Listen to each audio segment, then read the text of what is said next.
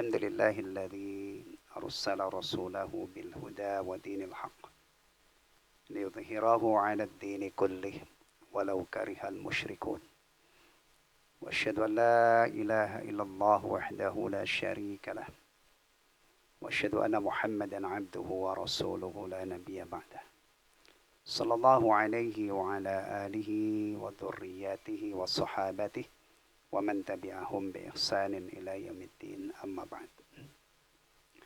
Jemaah sekalian, ikhwatal iman rahimani wa rahimakumullah. Alhamdulillah kita dipertemukan kembali oleh Allah Tabaraka wa Ta'ala untuk melanjutkan telaah kitab Mukhtasar Syu'abil Iman. Dan ini kita lakukan tentunya setelah kita menunaikan kewajiban besar di waktu maghrib. Kita sholat maghrib berjamaah, zikir, kemudian sholat ba'diyah, dan insya Allah sampai isya tiba kita akan memanfaatkan waktu untuk melanjutkan apa yang sudah kita capai pada pertemuan yang lalu. Ikhwatal iman rahimani wa rahimakumullah. Kalau seandainya sampai hari ini Allah tidak memilih Rasulullah Muhammad SAW untuk menjadi utusannya, diutus untuk segenap umat manusia, untuk alam semesta sebagai Rasul yang terakhir, kita masih berada dalam kegelapan jahiliyah. Tidak ada Al-Quran di tengah-tengah kita, tidak ada kitab-kitab hadis. Tentunya juga tidak mungkin ada kitab-kitab ulama yang mengupas berbagai macam ilmu. Tidak mungkin ada kitab-kitab fikih, tidak mungkin ada kitab tafsir, dan yang lainnya. Alhamdulillahilladzi bi ni'mati tatimmus shalihat. Diutusnya Rasulullah Muhammad SAW itu merupakan nikmat yang luar biasa, terutama bagi orang-orang beriman. Hidup ini jadi terang benderang.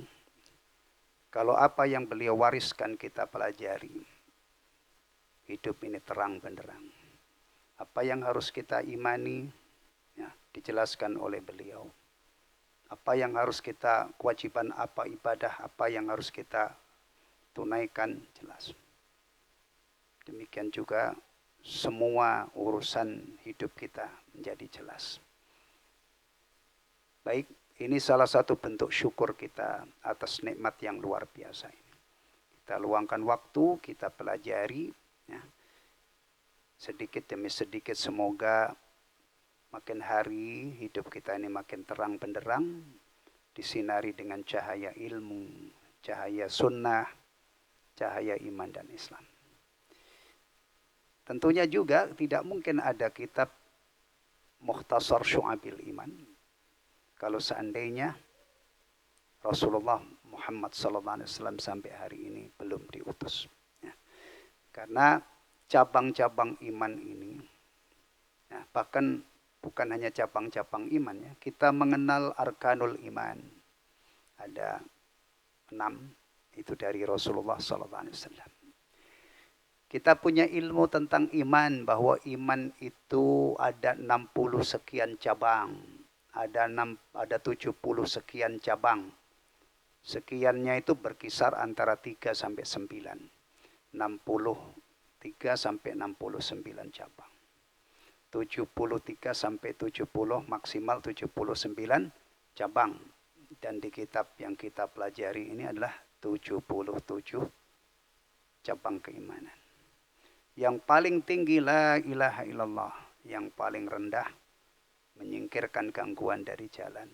Dan malu adalah bagian dari iman, salah satu cabang iman. Terakhir, alhamdulillah, kita sudah sampai bab malu. Ya. Malu. Rasulullah mengajarkan malu itu tidak mendatangkan, tidak membuahkan kecuali kebaikan.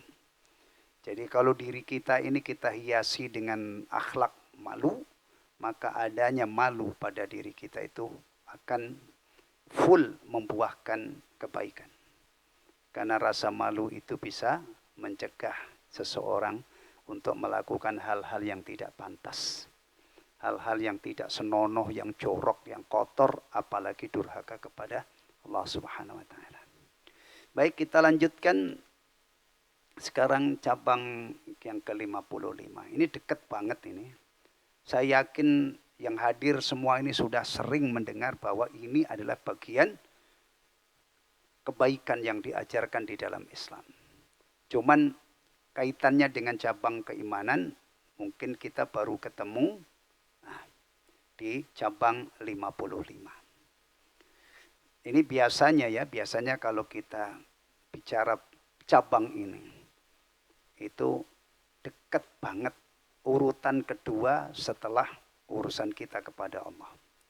Tapi di sini sekali lagi dicantumkan oleh Imam Al-Baihaqi rahimahullah di cabang iman yang ke-55.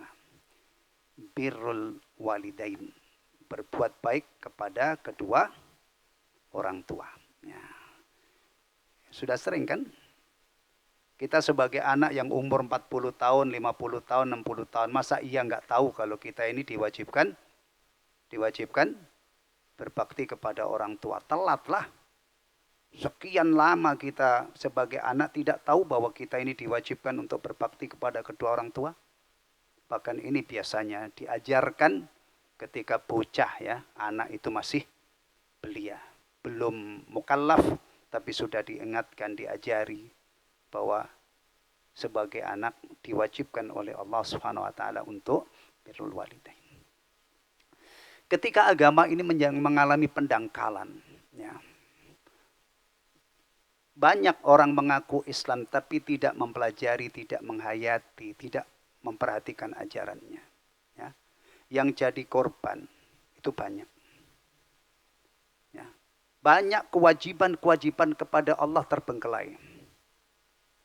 Ada orang Islam gak sholat 5 waktu, Masya Allah. Gak bayar zakat, gak puasa, gak niat haji. Terbengkelai akhirnya. Ya. Demikian juga hablum minan nas juga akan terdampak. Ibu ya, yang seharusnya dimuliakan, bapak yang seharusnya anak itu berbakti kepadanya juga tidak mendapatkan haknya. Ya.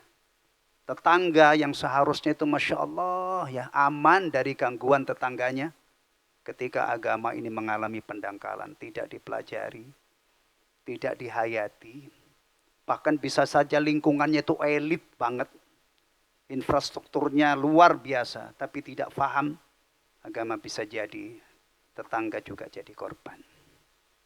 Ya. Pernah dengar nggak? Ada anak itu durhaka, itu luar biasa durhakanya. Seorang si ibu itu digorok, disembelih. Dengar? Berapa hari ini ada pembunuhan yang luar biasa kejamnya. Satu keluarga 5 orang ya, dibunuh, dikumpulkan satu lubang. Nggak jauh dari sini kan? Di mana itu kejadiannya? Indramayu.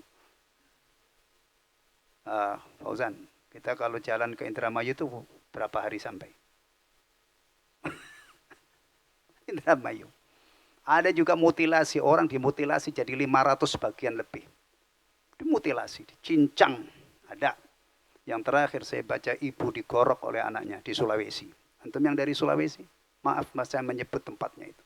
Itu yang saya dengar beritanya. Bahkan saya lihat gambarnya itu. Lihat fotonya anak yang... Ini gambaran nih ikhwatal iman ya. Ketika agama kita ini tidak kita pelajari dan tidak kita amalkan, kehidupan ini jadi luar biasa parahnya. Sebelum itu ada orang ngomong, menyinggung banyak orang. Dampaknya dahsyat. Demo, penjarahan, pembakaran. Ya. Perhatikan, makin hari ternyata ya, nilai-nilai yang diajarkan di dalam agama kita ini memang harus kita aktualisasi, kita amalkan. Ingat baik-baik pesan Rasulullah, contohnya ngomong yang baik atau diem. Orang gak bisa diem dari ucapan yang menyinggung orang, menyulut kemarahan orang, menjadikan suasana tidak terkendali.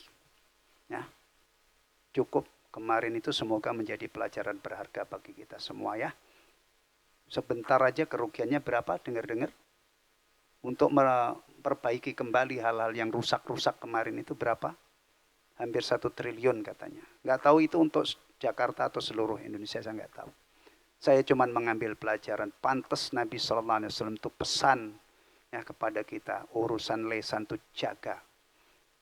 Jangan ngomong kecuali yang kita omongkan, yang kita ucapkan itu ucapan yang baik. Baik. Ikhwatal iman rahimani wa rahimakumullah. Berbuat baik kepada kedua orang tua. Kalau dalam bahasa ilmiahnya, bahasa syar'inya itu adalah birrul walidain. Birrul walidain. Baik. Berbuat baik kepada orang tua sebagaimana firman Allah Ta'ala. Ya. Wa qadha rabbuka wa bil walidaini ihsana, dan berbuat baiklah kepada ibu bapak. Ini ada di beberapa ayat. Yang dikutip di sini adalah surah Al-Baqarah ayat 83. Ini yang memerintahkan Allah Subhanahu wa taala. Jadi kita yang berstatus sebagai anak, ya, itu harus sadar sesadar-sadarnya bahwa saya sebagai anak diwajibkan oleh Allah, ya, yang menganugerahkan kepada kita kedua orang tua untuk berbuat baik, berbakti kepada mereka. Bahkan di kitab Adabul Mufrad ya, kitabnya Imam Bukhari rahimahullah, yang menghimpun hadis-hadis dan asar tentang adab dan akhlak. Persoalan birrul walidain ini pertama. Beliau mengupas ya dari masalah ini. Ya, birrul walidain. Dalam ayat yang lain Allah Subhanahu wa taala berfirman, "Wa qadha rabbuka alla ta'budu illa iyyah. Wa bil walidaini ihsana. Imma yablughanna indakal kibara ahaduhuma aw kilahuma fala taqul lahumā uff wa la tanharhuma wa qul lahumā qawlan karīmā. Wahfid lahumā janāha adh-dhulli minar rahmah wa qur rabbirhamhumā kamā rabbayani shaghīrā." Mestinya ya, setiap muslim dan muslimah, terutama di rumah tangga muslim, ayat ini difahami dan diamalkan. Ya. Ini ayat yang kompleks isinya, banyak isinya, petunjuk-petunjuk Allah terhadap bagaimana kita sebagai anak berta'amul, berinteraksi dan bergaul dengan ibu bapak kita. Saya sebut ibu dulu ya. Ridho nggak jemaah-jemaah ini yang sebagai bapak kalau saya sebut ibu dulu baru bapak? Antum ridho nggak? Atau antum protes? Kok dulu ibu dulu sih pak? Saya dulu dong. Enggak, saya punya alasan. Ya. Kalau ada orang punya anak 50, mungkin. Laki-laki perkasa, gagah, istrinya banyak. Anaknya 50. Nasabnya semua kepada bapak. Keren banget punya anak 50, bin fulan. Ibunya nggak kebagian apa-apa. Iya kan? Kecuali kalau tidak punya ayah. Isa ibnu Maryam. Selain itu dinasabkan kepada, atau Adam ya. Adam kan manusia pertama, tidak punya bapak, ya binnya siapa orang manusia. Tapi kalau kita ya, punya anak 10, semuanya ke kita. Dinasabkan kepada bapaknya. Dan aslinya anak itu jelas banget. Nikah dulu baru punya anak. Jelas. Nah sekarang ini ada sengketa anak itu sampai harus tes DNA. Masya Allah. Ini. Itu pasti prosesnya nggak beres. Karena kalau prosesnya beres, nikah dulu, berhubungan, lahir anak, jelas. Bin fulan, binti fulan. Tapi kalau urusan bakti, urusan berbakti ya, kita harus rela. Bahkan kita ajari anak-anak kita, nak, kamu itu diwajibkan oleh Allah berbakti kepada ibumu ya, lebih daripada bapak. Ya. Dalilnya ketika ada seorang sahabat bertanya kepada Rasulullah, man abar? Kepada siapa ya Rasulullah saya berbakti? Ummak. Sumaman, sampai 3 kali. Ibumu, baru keempat bapakmu, abak. Ya. Berani mengajarkan ini kepada anak-anak kita? Harus. Karena memang begitu dalam ajaran Islam.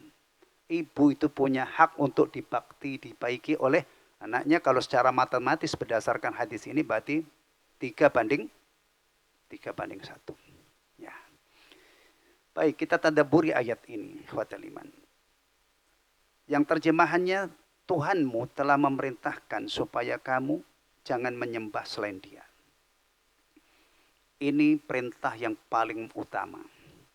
Ini harus kita posisikan nomor 1. Sebagaimana lawan dari ini, menyekutukan Allah, itu juga kita harus posisikan sebagai akbarul kabair. Dosa besar yang paling besar, menyekutukan Allah. Kewajiban yang paling pertama adalah menauhidkan Allah. Meyakini annahu la ilaha illallah. Bahwasanya tidak ada ilah yang berhak disembah kecuali Allah. Kemudian merealisasikan tauhid ini dengan mengikhlaskan seluruh ibadah hanya untuk Allah. Setelah itu apa? Dan hendaklah kamu berbuat baik kepada ibu bapak. Atau kamu harus berbuat baik kepada ibu bapakmu dengan sebaik-baiknya.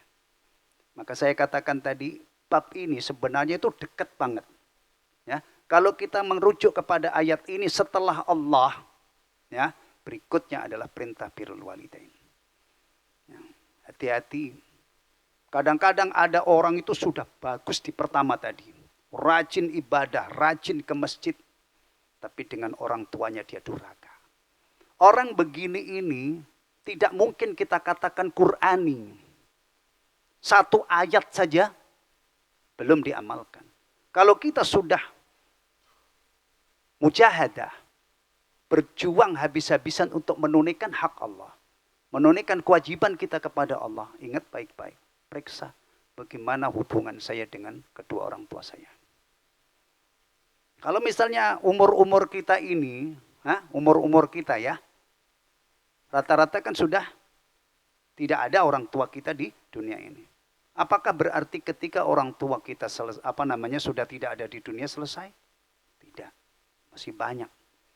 Kita berkewajiban merancut silaturahim dari jalur ayah dan ibu kita. Kalau mereka itu wafat dalam keadaan muslim-muslimah, kita berdoa seiring setiap kita mohon ampun kepada Allah, kita juga mohonkan ampunan kita kepada Allah untuk kedua orang tua kita. Baik.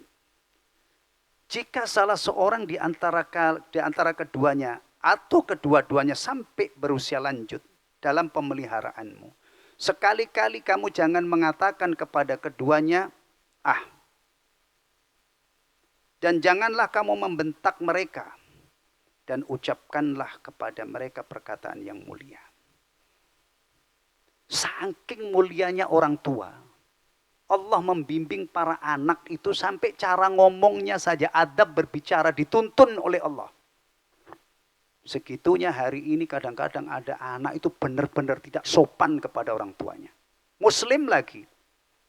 Bahkan kadang-kadang itu orang tuanya sudah susah payah menyekolahkan, sampai kadang-kadang sekolahnya itu sudah mentok istilahnya. Tapi tidak berbakti kepada orang tuanya. Na'udzubillah min dzalik. Na'udzubillah min dzalik. Hal-hal begini ini ikhwatalan penting untuk kita perhatikan. Ya. Menjadi orang muslim, pertama hak Allah kita tunaikan, kedua berbakti kepada orang tua. Ya. Ini termasuk masalah besar ini, masalah besar. Ya. Ini peringatan dini. Coba renungkan, ketika orang tua itu sudah membebani anak, sudah sepuh, bahkan kadang-kadang sudah mirip bayi. Dulu mereka mandiin kita, nyebokin kita. Kadang-kadang orang tua itu dipanjangkan umurnya oleh Allah. Sampai anak itu memperlakukan orang tuanya seperti ketika dia kecil dulu. Potensi anak ini nggak sabar, akhirnya bentak-bentak. Ngegas ngomong dengan orang tuanya. Maka lihat yang diajarkan oleh Allah dalam ayat ini. Itu sangat besar potensinya. Memang agama kita itu mengatur hal-hal yang nyata. Itu intinya. Ya. Taib. Jangan membentak-bentak. Ucapkanlah kepada mereka perkataan yang mulia. Rendahkanlah dirimu. Perintah bertawadhu. Ya. Terhadap mereka berdua dengan penuh kasih sayang. Kadang-kadang anak itu bisa sombong kepada orang tuanya. Ya. Untuk perhatikan ya, hidup ini penuh dengan kejutan. Ada petani nggak sekolah, anaknya itu mengorbit menjadi orang besar. Masya Allah. Jadi orang pinter, gelar sarjananya itu berderet. Ini kalau tidak menghayati ayat ini, bisa saja dia itu malu mengakui orang tuanya. Ini bukan dalam drama ya, kita bicara potensi, bicara kemungkinan. Dan kita berharap tidak ada anak yang seperti ini. Karena kita kesian sama anak yang seperti ini, sombong kepada orang tuanya. Tapi kemungkinannya itu terjadi. Orang tuanya di pelosok kampung sana, dia mengorbit menjadi orang besar di megapolitan. Jakarta itu sudah megapolitan ya. Kalau Bekasi sekarang metropolitan, jadi orang besar. Nah, bisa jadi dikatakan bapakmu kemana? Bapak saya sudah, orang tuamu di mana? Udah nggak ada. Malu mengakui keberadaannya. Lihat, begini ini sangat mungkin. Ya. Atau kadang-kadang mungkin dia ketika dinasihati orang tua, bapak tahu apa? Saya lebih tahu dalam masalah ini. Itu bidang saya. Mungkin kan? Itu keahlian saya, Pak. Mungkin anak itu sombong menolak nasihat orang tua karena merasa dia pinter. Ingat kalau ada orang sombong, apalagi sombong terhadap orang tuanya karena dia pinter. Itu kesombongan yang paling parah. Apalagi kalau pinter agama dia. Na'udzubillah min dzalik. Ada orang imannya tipis, dianugerahi oleh Allah harta melimpah, kemudian dia dibelagu sombong, itu wajar. Meskipun kita tidak merestui kesombongan. Tapi kalau kita lihat memang orangnya itu imannya tipis. Tapi kalau orang hafal Al-Quran, banyak ilmunya tentang agama, dia sombong. Apalagi kalau sampai kepada orang tuanya. Na'udzubillah min dzalik. Ya. Orang yang punya ilmu itu seharusnya dia hafal ayat yang mengantisipasi munculnya sombong pada dirinya. Innallaha la yuhibbul mustakbirin. Mestinya dia hafal hadis-hadis Nabi SAW yang telah menjelaskan bahayanya sombong. Atau menjelaskan sombong itu apa? Ngeremehin orang lain. Apalagi kalau yang diremehkan itu orang tuanya gimana. Kemudian rendahkanlah dirimu terhadap mereka berdua dengan penuh kasih sayang. Dan ucapkanlah, wahai Rabbku, kasihilah mereka berdua sebagaimana mereka telah mendidik aku sewaktu kecil. Banyak kan yang terkandung di dalam ayat yang mulia ini. Ajaran Allah Subhanahu wa ta'ala yang terkait dengan apa yang harus dilakukan oleh anak dalam rangka berbakti, berbuat baik kepada kedua orang tuanya. Baik. Rasulullah SAW bersabda, ini saya kutipkan dari dari kitab Adabul Mufrad ya, untuk melengkapi ini. Bagaimana kalau anak itu tidak berbakti, apalagi di saat orang tuanya tadi sudah lemah. Kadang-kadang lemah ekonominya, kadang-kadang lemah ekonomi plus lemah fisiknya. An Abi Hurairah radhiyallahu an, dari Abu Hurairah semoga Allah meridhoinya, anin Nabi sallallahu alaihi wasallam qala. Dari Nabi sallallahu alaihi wasallam beliau bersabda, raghima anfu, raghima anfu, raghima anfu. Sungguh terhinalah dia, terhinalah dia, terhinalah dia. Mereka menjawab, bertanya, siapa Rasulullah orang yang hina itu? Qalu ya Rasulullah man? Siapa wahai Rasulullah? Siapa gerangan orangnya yang engkau katakan raghima anfu sampai 3 kali? Terhinalah dia, terhinalah dia. Qal man adraka walidayhi indal kibari aw ahadahuma fadakhalan nar. Yaitu orang yang bertemu dengan kedua orang tuanya di usia senja atau salah satunya, lalu dia masuk neraka. Ini benar-benar orang merugi, orang hina. Mestinya ketika Allah beri kesempatan anak ini untuk berbakti kepada kedua orang tuanya atau salah satunya. Di saat orang tua sangat membutuhkan baktinya anak. Ambil kesempatan emas itu menjadi penyebab masuk surga.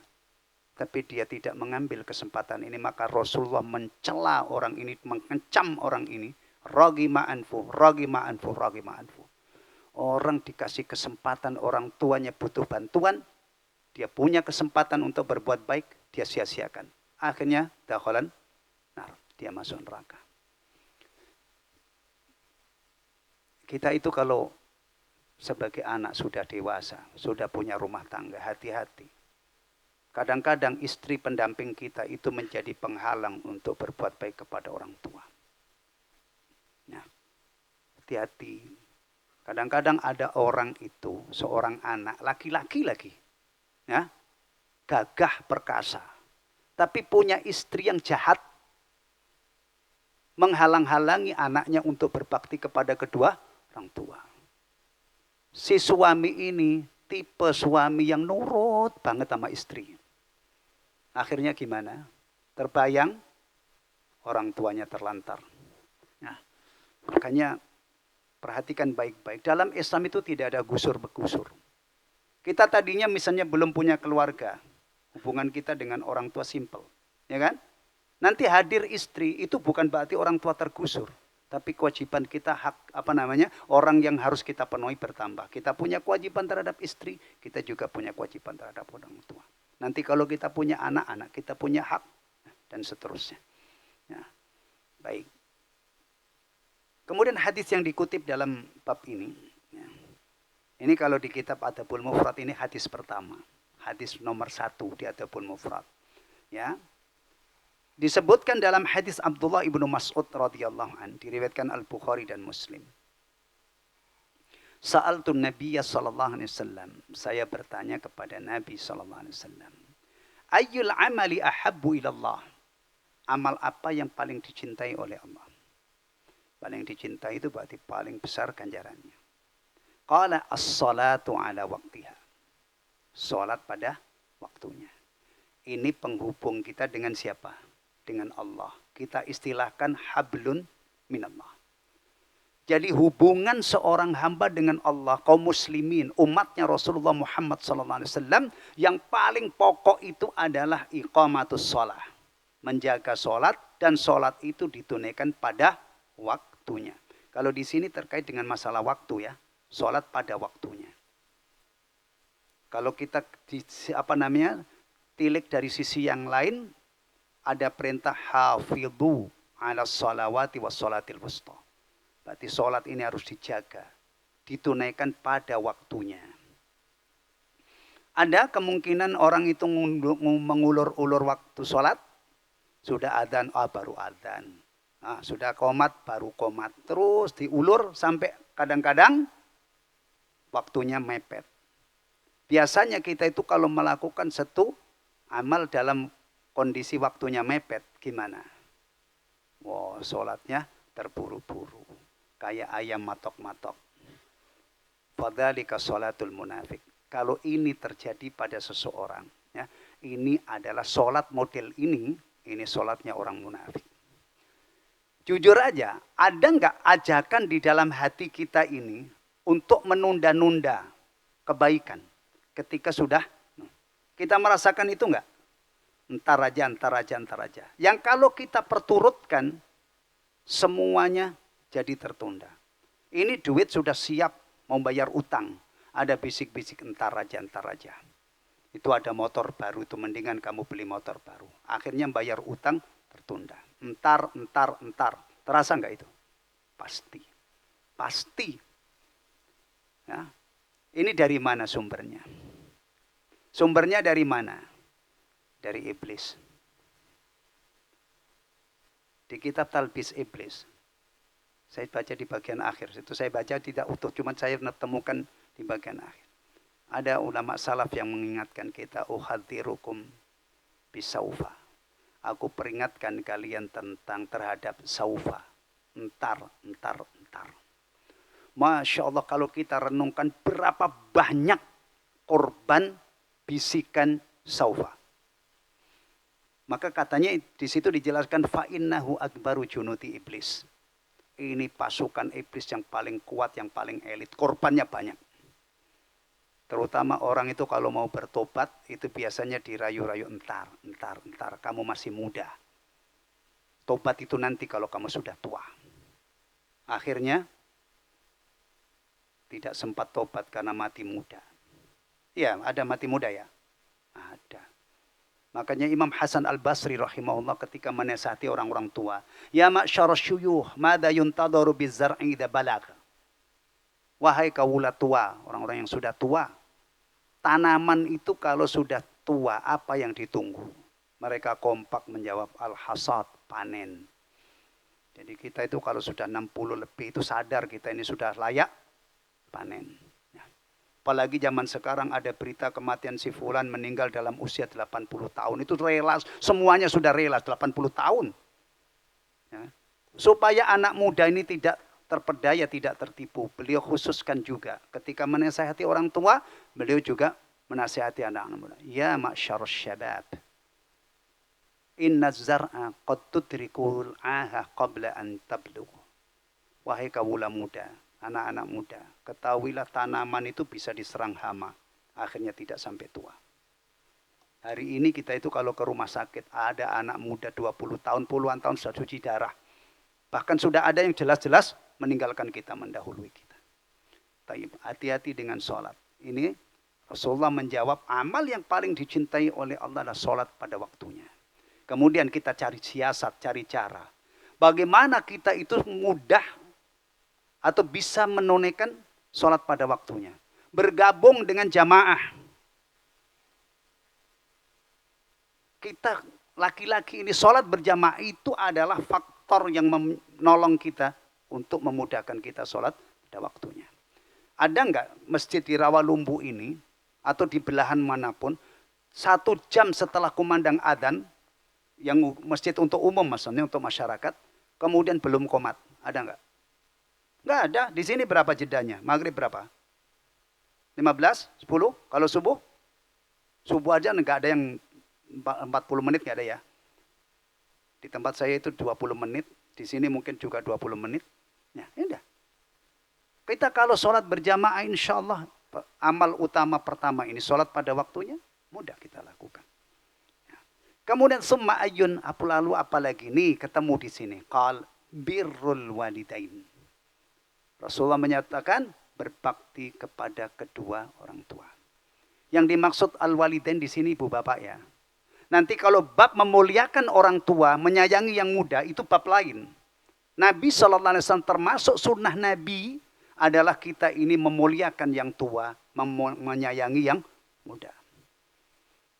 Jadi kalau kita misalnya dengan anak-anak itu nggak peduli ada anak kita rewat, berarti kita belum menghayati atau belum mengamalkan sunnah menyayangi anak muda, anak bocah-bocah itu. Itu bab lain.